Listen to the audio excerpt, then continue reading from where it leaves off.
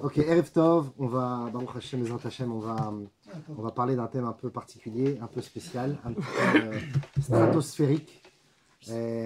Alors avant de rentrer dans le sujet des mazalot, le mazal, la chance, la destinée, les signes du zodiaque, est-ce que ça existe, quelle est notre influence sur les astres, quelle est l'influence des astres sur nous, l'influence astrale. Avant de rentrer dans le sujet, on va faire une petite introduction astronomique qui est très nécessaire pour notre sujet. Akadosh Baruch Hu, il a créé le monde en 6 jours. Lors du 4e jour, il a créé les astres, d'accord, les kochavim et les mazalot, les astres, les étoiles et les mazalot, c'est-à-dire les planètes. Quand on parle d'une étoile dans la Torah, quand on parle d'une étoile, d'une manière générale, même d'un point de vue scientifique, une étoile, en réalité, c'est une boule d'énergie. En fait, une étoile, c'est un soleil. Nous, on vit à l'intérieur de notre système solaire avec un soleil qui nous nourrit de son énergie. On a besoin du soleil, de sa chaleur, on a besoin de la vitamine D, du soleil. Donc le soleil est notre étoile, un soleil rempli d'énergie avec 9000 degrés de surface, plusieurs millions de degrés au noyau du soleil. Le soleil est notre astre, on va dire essentiel. Et d'après la science, on tourne, tout le monde gravite autour du soleil.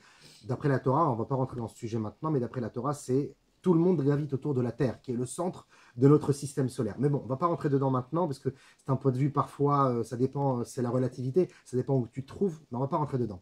L'idée que je veux amener, c'est que nous sommes dans un système qui est composé de plusieurs planètes, 8 ou 9 planètes, selon l'idée, est-ce que Pluton a été intégré dans le système solaire ou pas, Uranus, Vénus, Jupiter, Mars, etc.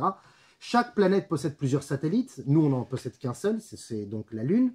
Mais si on compte les planètes sans leurs satellites, parce qu'il y a des planètes qui ont plusieurs satellites, dont Jupiter, Vénus, qui ont plusieurs petits satellites, plus ou moins gros, qui gravitent autour d'eux. Nous, on n'a que la Lune. Mais si on compte que les planètes, on en a soit 8, soit 9 si on inclut Pluton. Ce système solaire-là, il est déjà gigantissime, parce que pour voyager jusqu'à la Lune, il nous faut à peu près 3 mois. Pour arriver jusqu'à Mars, il nous fait à peu près 2 ans. On a déjà envoyé des sondes, on a déjà envoyé des robots sur Mars pour faire des prélèvements, et jusqu'à aujourd'hui encore, on recherche si potentiellement il y a eu de la vie, parce que c'est ce que recherchent aujourd'hui les scientifiques. Ils veulent savoir s'il y a de l'eau, parce que l'eau est l'élément primordial pour l'apparition de la vie. Donc le système solaire est gigantissime. Rien que Mars, qui est la planète la plus proche de la planète Terre, eh bien Mars est à 2 ans de voyage avec une fusée qui va vraiment très vite. De la planète Terre. Alors, ne parlons même pas des autres planètes. Pour vous donner une idée, il y a une sonde qui s'appelle sonde Voyager 1, Voyager 2, qui a été envoyée par la NASA dans les années 70 pour aller jusqu'aux confins de notre système, pour arriver jusqu'à, d'ailleurs, la limite où il y a Pluton. Eh bien, ça lui a pris 30 ans, à peu près 30 ans pour y arriver. Et encore, plus elle avance, plus elle prend de la vitesse. Parce qu'en fait, finalement, elle est... Qui ont dépassé même le système solaire. Alors, Voyager a dépassé le système solaire il y a à peu près 5 ans de cela. Et depuis, on n'a plus aucune nouvelle. On ne sait plus où elle en est aujourd'hui, Voyager. Il n'y a plus de messages, il n'y a plus de retour. Donc, mais elle est sortie quand même du système solaire. Donc, le système solaire, avec un voyage qui, a priori, les hommes ne pourraient jamais supporter un voyage pareil, au niveau de la vitesse du voyage, au niveau de la pression, au niveau de toutes ces choses-là atmosphériques astronomiques qui se passent dans cette fusée. Je ne veux même pas rentrer dans l'idée est-ce que les hommes ou pas peuvent aller, mais rien que le fait que la distance soit aussi grande alors que c'est que seulement notre système, c'est déjà énorme. Pourquoi? Parce que notre système solaire, c'est un des systèmes de notre galaxie. Et dans notre galaxie, qui s'appelle la Voie lactée, il y a encore des millions d'autres systèmes comme le nôtre, parfois à 1 ou à 2 soleils. D'ailleurs, notre soleil à nous s'appelle une naine blanche. C'est un petit soleil. Il y a des soleils beaucoup plus gros, beaucoup plus gros, voire 10 000 fois plus gros que la taille de notre soleil à nous. Donc c'est vraiment, c'est très large, c'est très divers et c'est très varié. Et notre système à nous, c'est un des systèmes parmi des millions d'autres systèmes qui donc, avec un soleil, 2 soleils, 15 planètes, 10 planètes, 22 planètes, chacun avec... Et d'ailleurs, les scientifiques, aujourd'hui, ils savent faire à quoi? Ils se disent qu'on va vers la catastrophe, tout meurt, notre planète meurt. Aujourd'hui, on vit essentiellement avec l'énergie fossile, d'où le fait qu'on fait de la pompe à chaleur, qu'on fait de l'isolation, enfin l'énergie solaire, les éoliennes, tous ces gens qui sont des énergies renouvelables. Eh bien, l'énergie fossile, c'est quelque chose que l'on ponctionne de la Terre. Et à un certain moment, il n'y en aura plus. D'accord, le fossile, c'est des minerais, c'est des gaz, ça vient de la Terre et ça se ne renouvelle pas. Quand on aura fini avec cela, eh ben, on ne pourra plus rien utiliser sur Terre. Et la Terre est en train de se mourir. Il y a des problèmes atmosphériques, il y a des problèmes de catastrophes naturelles. Donc, ça va mal. Donc, les scientifiques se disent, dans 1000 ans, à un certain moment, nos enfants, je parle d'un point de vue scientifique, pas de Torah, parce que nous on a la Emouna que Mashiach arrive. Mais 100 ans, même 100 ans. ouais, voilà, c'est ça, on peut aller même très vite. Dans quelques années, la Terre mourra. D'ailleurs, le soleil aussi est en train de mourir. Mais la Terre un jour mourra et on a besoin, d'une certaine manière, de déménager toutes les populations et trouver un autre endroit favorable à la vie humaine. Et ils cherchent, ça fait des années déjà, il y a un programme à la NASA qui recherche des exoplanètes. Ce sont des planètes qui ressemblent à la nôtre. Non seulement de par leur superficie, de par leur qualité de vie et surtout de par la constitution des éléments là-bas. Est-ce qu'il y a assez d'hydrogène? Est-ce qu'il y a assez d'oxygène? Est-ce qu'il y a de l'eau? Puisque l'eau, il faut de l'eau pour la vie. Est-ce qu'il y a de l'azote, etc. Maintenant, ils ne voient rien, hein. C'est juste que des calculs, c'est même pas avec des télescopes, ils n'arrivent à rien voir parce que c'est vraiment très très loin. Il y a 60 milliards, disent-ils les scientifiques, d'exoplanètes qui sont potentiellement des planètes où on pourrait y vivre, mais ils n'ont jamais rien vu, c'est que des spéculations. 60 milliards seulement dans notre galaxie, la Voie lactée. Et donc nous, voilà. Et donc l'idée, ça veut dire qu'il y a peut-être même des planètes où il pourrait y avoir la vie. Et ces systèmes-là dont on vient de parler, que notre système à nous, c'est notre système, on l'appelle le système solaire. Et on vient de dire qu'il y a d'autres systèmes partout dans notre galaxie, qui s'appelle la Voie lactée. La Voie lactée, notre galaxie, qui comporte 300 millions de systèmes, est une des galaxies parmi d'autres millions d'autres galaxies dans l'univers. Okay. Et d'après la théorie d'Einstein, il irait même voir à dire qu'il y a d'autres univers parallèles. Ça, c'est encore une autre théorie, la théorie d'Albert Einstein. Donc ça voudrait dire quoi, mes amis?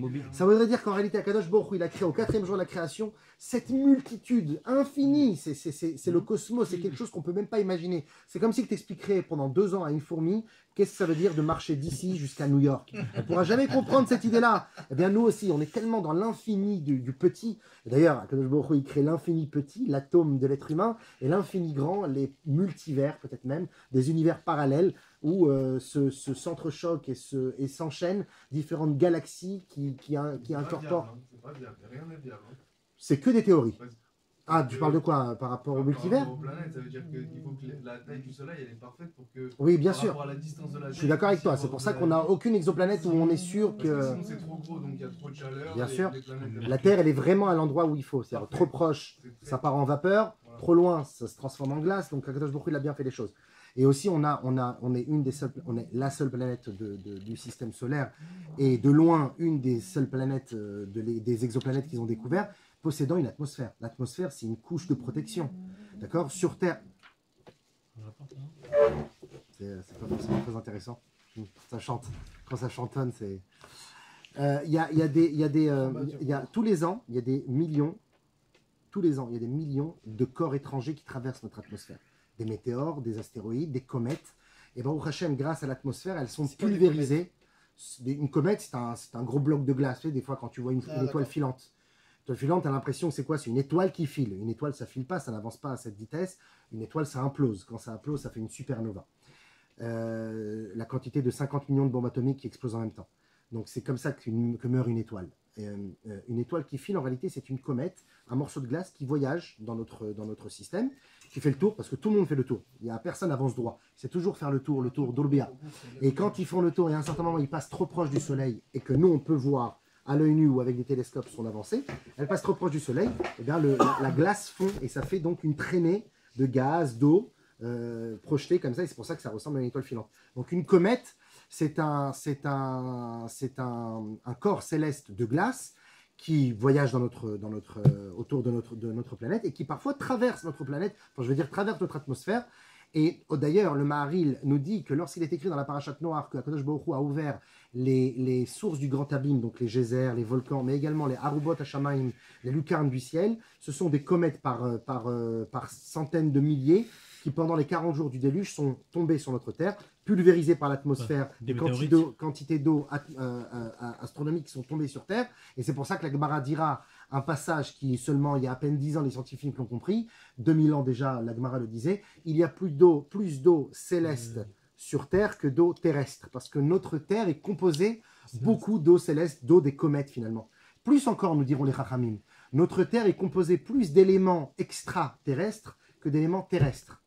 Et d'où il tire cela? La Gemara explique que quand une étoile implose, elle dégage une telle quantité de particules de matière à une vitesse, à une pression telle que elles peuvent voyager, ces particules de matière, sur des dizaines d'années-lumière. Une année-lumière, c'est 300 000 années. D'accord? C'est une seule année-lumière. Et c'est la vitesse de la lumière. Donc, ces particules voyagent jusqu'à notre planète et que parfois, tu te retrouves dehors, tu ouvres la bouche, et c'est possible qu'il y a des particules d'étoiles qui sont autour de nous, qu'on respire, qui ne sont pas nocives pour nous, qui font du bien à la Terre. La Gemara dira même que les végétaux poussent aussi grâce aux particules des étoiles, aux particules des planètes implosées, explosées, mourantes. Donc en fait, finalement, comme il est écrit, on l'avait déjà vu ensemble, Chayav Adam Lomar à Olam Nivra el Abishvili, l'homme a l'obligation de dire que tout l'univers, pas seulement la Terre, mais tout l'univers a été créé pour moi, même des exoplanètes, même des étoiles qui se trouvent à des centaines d'années-lumière de nous, tout a été créé par Akadosh Baruch Hu pour l'homme. C'est-à-dire que même ce qui est vraiment au-dessus des galaxies, au-delà de tout ce qu'on peut imaginer, ça a une influence physique sur nous. Et là, voilà, le thème de notre cours commence, et aussi, surtout, spirituel. C'est la raison pour laquelle une grande partie des civilisations du temps d'Abraham étaient évidemment croyants créationnistes, ils savaient que Dieu avait créé la terre, mais ils disaient dans leur grande erreur qu'Akadosh Baruch Hu avait délaissé sa force et sa puissance entre les mains des astres. Et c'est comme ça que sont nés les Ovdei Kochavim, Akum. C'est Akum, c'est tordu. Akum en hébreu, ça veut dire tordu. Mais c'est Akum, c'est les initiales de Ovdei Kochavim, c'est-à-dire les serviteurs des étoiles. Ils servaient les étoiles. Parce que l'étoile a une influence physique, physiologique, mais aussi une influence donc spirituelle, métaphysique, une influence comme si que le Kochav, l'étoile, ou le Mazal, parce que Mazal veut dire une planète, a une influence comme si c'était quelque chose de vivant, qui pensait, qui réfléchissait et qui choisissait. Et les Chachamim, c'est-à-dire les penseurs et les philosophes d'antan, donc les Ovdei Kochavim, faisaient des calculs qui se sont avérés vrais. Donc on va le voir tout de suite que c'est quelque chose de réel, qu'en fonction de l'alignement des planètes, donc de la manière comment notre planète Terre à nous tourne, et que les planètes gravitent tout autour et tournent aussi autour de nous, eh bien parfois il y a des alignements de planètes tel que cet alignement-là apportera plus ou moins de bien sur Terre. Une qualité de vie meilleure pour tel et tel homme qui naîtra, qui viendra au monde à cet alignement de planètes, etc. Donc l'influence astrale, c'est quelque chose qui a été travaillé pendant des millénaires par des générations, c'est intergénérationnel. Avraham Avinu, lui, s'est insurgé contre cela, mais pas parce que ça n'existait pas. Et c'est ce qu'on va découvrir ensemble dans ce cours, c'est quelle est la position du Ham Israël vis-à-vis de quelque chose qui non seulement a existé, mais qui existe encore aujourd'hui, les signes du zodiaque, l'influence astrale.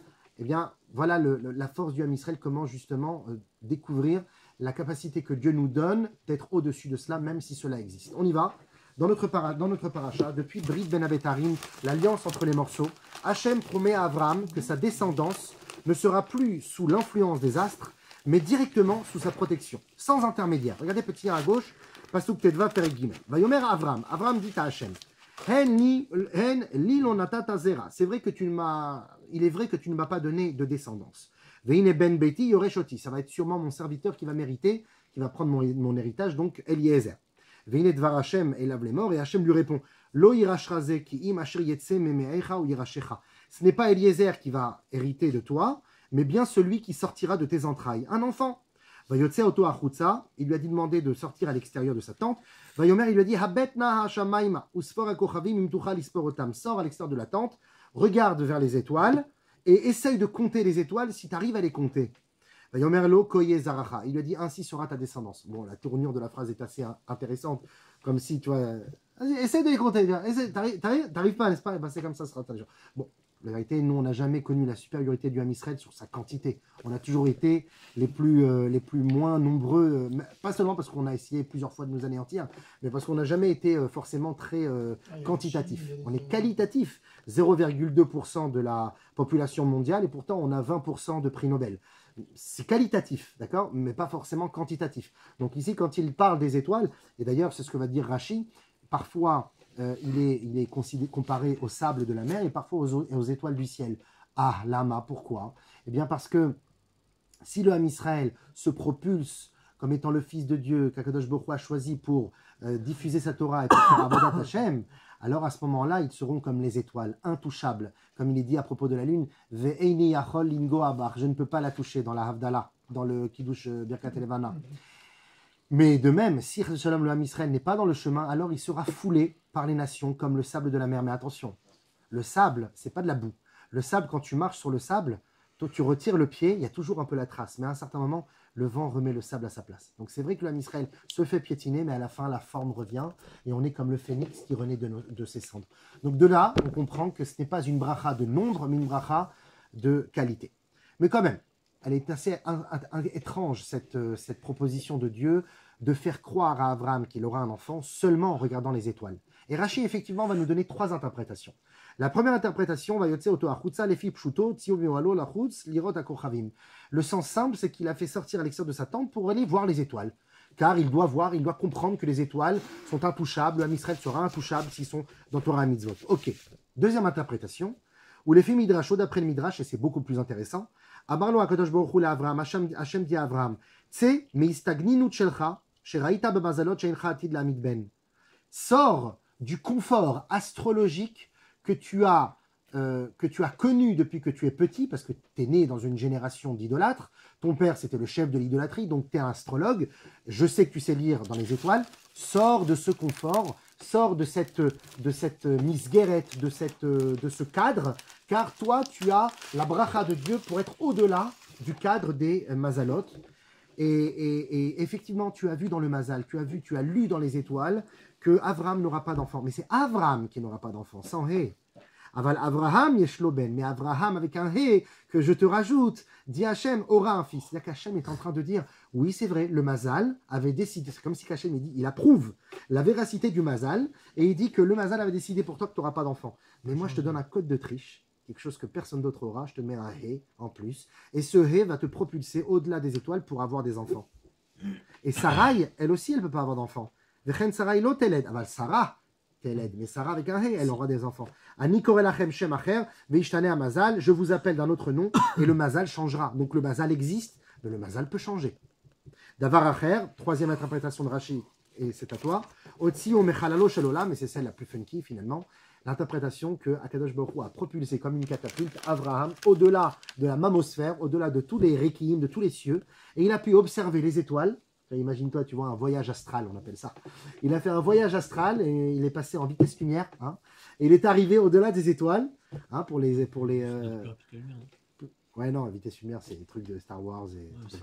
Donc il dépasse. Ça, je vais l'effacer, ça. Il dépasse des étoiles et il se retrouve au-dessus des étoiles. Il l'a propulsé au-delà des étoiles. Vezeu lachon habbata. Et c'est pour ça qu'il lui dit Habet Hashamaima, regarde vers le ciel. Nos sages nous disent, c'est pas regarde vers le ciel, c'est regarde depuis le ciel. Ça veut dire quoi depuis le ciel? Parce que Habet, en hébreu, Habata, les habit, qui veut dire regarder comme Habet, Mishamaim, c'est observer, voilà, c'est une vision de haut, c'est une vision supérieure, de supériorité. Eh bien, tu es plus grand que les Kochavim, mais les Mala, les Mata, tu regardes depuis le haut vers le bas. Tu voulais dire, Meir? Je sais que en fait, c'est Avram ou bien c'est Sarah qui ne pouvait pas avoir d'enfant. Avram et Sarah. Avram et Sarai. Il a eu Ishmaël. Mais c'est pas l'enfant que j'ai. C'est pas l'enfant que j'ai décidé. Non, après le hé. Mais c'est après le hé. Sûr. Non, Ishmaël, il l'a eu avant. Mais la question n'est pas là. La question est Abraham avec Sarai. Et Sarai ne pouvait pas enfanter tant que Abraham n'avait pas un hé. Donc l'un et l'autre sont dépendants pour donner naissance à Yitzhak. Mais c'était plutôt Sarah qui ne pouvait pas avoir d'enfant. Sarai qui pouvait. Mais Abraham, elle était stérile. C'était les deux qui étaient. Abraham pouvait Abraham, il ne pouvait pas. Abraham en Loben. Abraham yesh Loben. C'est la suite, tu disais, si c'est vrai, Vechen, Sarai lo teled, aval Sarah teled. Les deux. Donc les deux. Mais Avram, il a eu un enfant quand même. Avram. Oui, mais pas l'enfant Pas qui Zéhirachra. Zéhirachra Beni. Pas l'enfant adopté, puisque Ishmael n'aura pas de descendance. Ne faisons pas de politique ici, merde, de politique. Parce que c'est Ishmael, pas Ishmael, qui était sur la. Les cousins sont là. Les cousins. On est quand même bon. Alors ça c'est donc, même selon la deuxième interprétation de Rashi, on parle de la supériorité au-dessus des astres du peuple juif. Et voici le midrash que Rashi rapporte pour cette deuxième interprétation. Il y a marqué dans le Chumash Dvarim petit 2, dans Yutret Yudalet, Ki hagoim ha'el asher ata yoresh otam el me'oninim vel kosmim ishmaou. voici les peuples que tu vas hériter. Donc quand tu vas rentrer en Eretz Israël, tu vas fréquenter les Kénaanim, les Morim, les Yébussim, etc. Ce sont des hommes qui écoutent les devins et les astrologues. Ve'ata loken natan lecha Hashem Elokecha. Mais toi, Israël, tu es différent. Toi, tu ne reçois pas de leur influence, mais tu vas profiter directement de la mienne, celle d'Akadosh Baruch Hu. Ve'ata loken, nous dit le Midrash, ça veut dire quoi? Et toi, Israël, tu n'es pas le même. Medaber be'Avram, Shaya roe be'istrologim. On parle à propos d'Avram qui voyait dans l'astrologie. Shaya mazal omerlo, she'en Avram velo Sarai molidin, tu vois? Meir. Le mazal leur disait, ni Avram, ni Sarai ne peuvent enfanter. Ma salem akadosh baruch hu, que Dieu leur a fait. Vayotse oto achutza, vayomer abet nama shamayma. Il l'a fait sortir à l'extérieur, il lui a dit de regarder vers le ciel. Et là oto lemala mikipat harakia, il l'a propulsé au-delà de la couche céleste. Tse minamida Avram, eino molid, Avram molid. Sarai eina moledet, Sarah moledet. Sors de cette configuration, Avram. Ça fait des années maintenant que tu es configuré à tel que tu penses qu'il faut faire des calculs car Avram n'aura pas d'enfant, Sarah n'aura pas d'enfant. Sors de cela, moi je te donne un code de triche. Et tu vas pouvoir aller au-dessus du mazal. Tu es au-dessus du mazal. Migadol mimiloata, qui est aussi grand que toi, personne. Shata le malamimeno, car tu es plus grand que le mazal. Habetna shamaima, regarde vers le ciel. Qui Adam shumevit milemala lemata, comme un homme qui regarde depuis le haut vers le bas. Vayomerlo ko yezar acha miyad et mimba Hashem. Quand il lui a dit ainsi sera ta descendance, tout de suite il a cru en Dieu. Amar lahem Moshe le Israël, Dieu dit à Israël, Moshe pardon dit à Israël, Ma Avram iniach et amazal velo aya osegbo. Afata loken natanecha Hashem Elokecha. De même que Avram a délaissé le mazal qui est quelque chose qui existe, mais il a arrêté d'être le serviteur du mazal. Eh bien de même qu'Avram l'a fait ainsi, eh bien toi aussi, Am Israël, qui est le descendant d'Avraham, tu as la capacité d'aller au-dessus du mazal. Voilà ce que nous dit le Midrash. De là, nous voyons qu'Avraham n'aurait jamais pu engendrer s'il s'était remis aux astres, car selon les lois de la nature astrale, c'était impossible. Et ceci est renforcé par le Gaon de Vilna. Regardez petit 3, ce que dit le Gaon. Yedoua Shein Mazal Klal Israël Brakia. Il est connu. Pourtant, on n'arrête pas de se souhaiter Mazal Tov. Mazal Tov, on se souhaite bonne augure, bonne chance, on se souhaite bonne étoile, on se souhaite bon alignement. C'est ça un Mazal. Bonne planète. Good planet. C'est ça ce qu'on souhaite. Quand on dit Beyam Oula de To, Mazalo Gover, le jour de l'anniversaire d'un homme, le dit la Gemara, son Mazal se renforce. Il y a même certains qui vont, bien sûr, il y a même certains qui vont jouer au loto, qui vont faire des jeux de chance, etc., parce que leur Mazal est plus fort. Et pourtant, il y a marqué dans la Gemara, ce que cite le Gaon de Vilna, En Mazal l'Israël. Il n'y a pas de mazal pour Israël. Il y a un mazal, il n'y a pas mazal. Ça va être un petit peu ça le but du cours. Alors regardez ce qu'il dit le Gaon, c'est très très fort. Tous les mazalot, toutes les planètes, les constellations, les différentes formes du zodiaque sont contre Israël. Car d'après les mazalot, Avram n'aurait jamais dû recevoir un enfant. Parce qu'il a vu dans cette astrologie qu'effectivement elles avaient décidé qu'Avram n'aura pas d'enfant. Mais comme Dieu l'a fait propulser au-dessus des mazalot, et Hachem lui a dit ainsi sera ta descendance. Il lui a donné la force masculine, parce que nous on est des féminines, par rapport aux mazalot. Tous les êtres humains sur terre reçoivent tous les êtres humains sur terre reçoivent des mazalot comme une femme qui reçoit de son mari pour mettre au monde. Akadosh Baruch Hu a donné à Abraham non pas la force féminine comme tous les humains, mais la force masculine, d'être lui un influenceur. De dire à Abraham, maintenant c'est plus les astres qui influencent les hommes, c'est toi Abraham. Et d'ailleurs, comme il y a marqué, Ve'nivrechu becha kol mishpechot ha'adam. C'est-à-dire quoi? Toutes les nations du monde seront bénies par toi. C'est Hachem qui bénit? Non, tu deviens un influenceur. Tu deviens finalement le mazal des nations. C'est toi qui vas influencer les nations. En fait, notre chidouche de ce soir, c'est pas seulement de dire Israël est au-dessus du mazal. C'est pas seulement ça. C'est Israël devient le mazal des nations. Et c'est pour ça que là où on va, là où on met la main, c'est la bracha. Tu vas dans les pays arabes, ça fructifie. Tu t'en vas, ça s'effondre. Tu vas dans les pays de l'Europe, ça fructifie. Tu t'en vas, ça s'effondre. Là où on va, on amène la bracha. Pas seulement parce qu'on est intelligent et la supériorité du juif, le lobby juif. C'est pas ça. Pour une seule et unique raison, mes frères, on n'a pas à s'inventer. C'est un héritage génétique, patrimonial de celui qu'on a reçu d'Avraham Avinu, le Hé en plus dans son nom. En fait, ça n'a aucun mérite à nous. Les nations, ils ont toujours été jaloux de nous parce qu'ils croient qu'on dit cela en notre nom. Mais pas du tout, on a un code de triche. Les amis, on a un code de triche Non, c'est assaut. C'est étonnant. C'est pas shoot assaut. Donc c'est péché.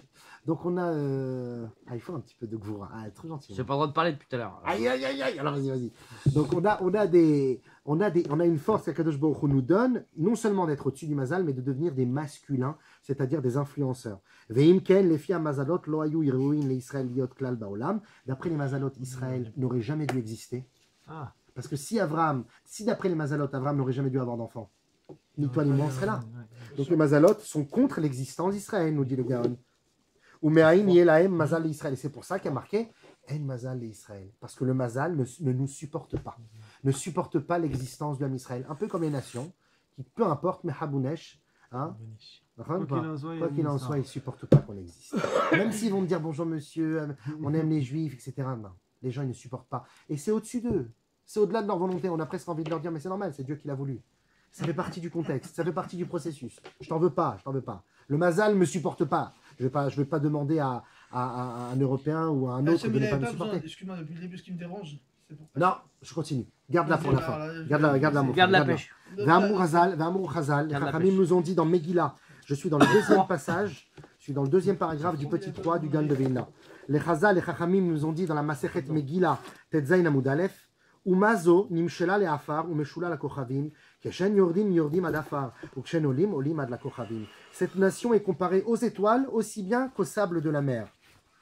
Si ils sont bien, ils montent au-dessus des étoiles. S'ils ne sont pas bien, ils descendent encore plus bas que terre. Tout dépend de nous.